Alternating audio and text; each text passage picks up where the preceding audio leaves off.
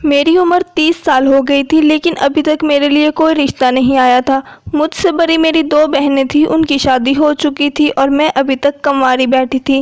میرے ماں باپ کو میری بہت فکر تھی کہ ابھی تک میری شادی کیوں نہیں ہوئی۔ میں تھی بھی اچھی بھلی شکل والی۔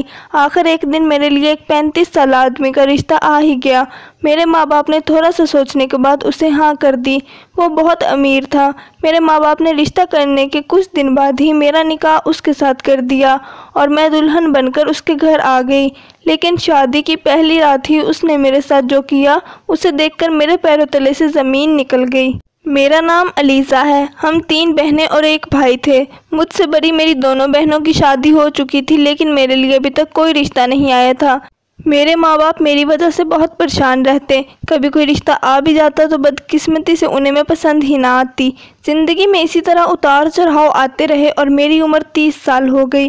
اب تو میرے لیے رشتے آنے بھی بند ہو گئے تھے، لیکن ایک دن اچانک میرے لیے ایک امیر لڑکے کا رشتہ آ گیا۔ اس کا نام عثمان تھا۔ اس کے ماں باپ فوت ہو چکے تھے اور اس کا کوئی بہن بھائی نہیں تھا۔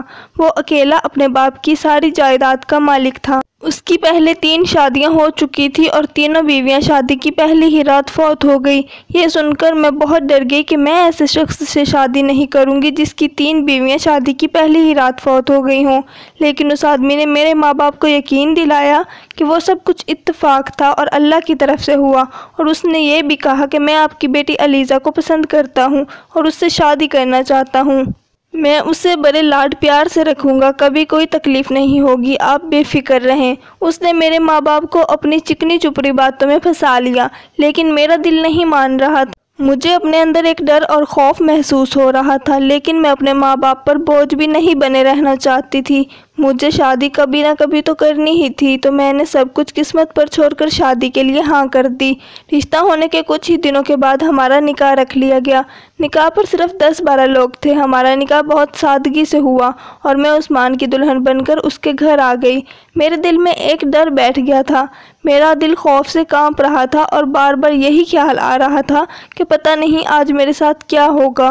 عثمان کی ایک رشتہ دار کزن مجھے اس کے کمرے میں بٹھانے آئی اور وہ بہت ہی خوبصورت کمرہ تھا۔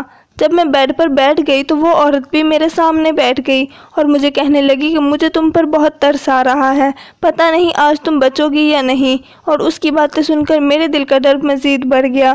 پھر اس نے مجھ سے کہا کہ تمہیں کیا لگتا ہے عثمان کی پہلی 3 بیویاں شادی کی پہلی ہی رات کو کیوں فوت ہو گئیں؟ میں نے اس کی بات کا کوئی جواب نہ دیا تو وہ مجھے دیکھ کر مسکرانے لگی اور کہنے لگی کہ وہ تینوں اس لیے فوت ہو گئی کیونکہ عثمان نے انہیں مار دیا، تم ذرا بچ کے رہنا اور اس سے دور رہنا۔ وہ یہ کہہ کر اٹھ گئی اور کمرے سے باہر چلی گئی اور میں سانس لینا بھول گئی۔ مجھے اپنی موت سامنے نظر آنے لگی، لیکن میں ڈری سہمی یوں ہی بیڈ پر بیٹھی رہی۔ تھوڑی دیر بعد عثمان کمرے میں داخل ہوا تو اس کے ہاتھ میں ایک پلیٹ تھی جس میں 2 گلاب جامن رکھے تھے۔ وہ میرے پاس آ کر بیٹھ گیا اور پلیٹ کو ہمارے درمیان رکھ دیا۔ میں نے ڈر کے مارے اپنی آنکھیں بند کر لی۔ ہماری شادی کی خوشی میں گلاب جامن کھاؤ، اس نے پلیٹ میرے سامنے کر دی۔ جب میں نے پلیٹ کی طرف دیکھا تو اس میں 2 گلاب جامن تھے۔ میری طرف والے گلاب جامن کا رنگ زیادہ ہی کالا تھا۔ میں نے اس سے وہ پلیٹ لے لی۔ وہ میری طرف ہی دیکھ رہا تھا اور کہہ رہا تھا کہ کھاؤ، میں تمہارے لیے ہی لایا ہوں۔ میں بھی اس کی طرف دیکھ کر مسکرانے لگی اور آہستہ سے میری طرف والے گلاب جامن کو اس کی طرف کر دیا۔ اس نے پھر سے پلیٹ کی طرف دیکھتے ہوئے کہا کہ کھاؤ، گلاب جامن ہماری شادی کی خوشی میں ہے۔ تو میں نے اپنی طرف والا گلاب جامن اٹھا لیا اور دوسرا اس کی طرف کر دیا۔ یہ لو عثمان، تم بھی کھاؤ، ہم دونوں کی شادی ہوئی ہے۔ اور اس نے کھانے سے انکار کر دیا کہ میں اب بھی باہر سے بہت سی مٹھائی کھا کے آیا ہوں۔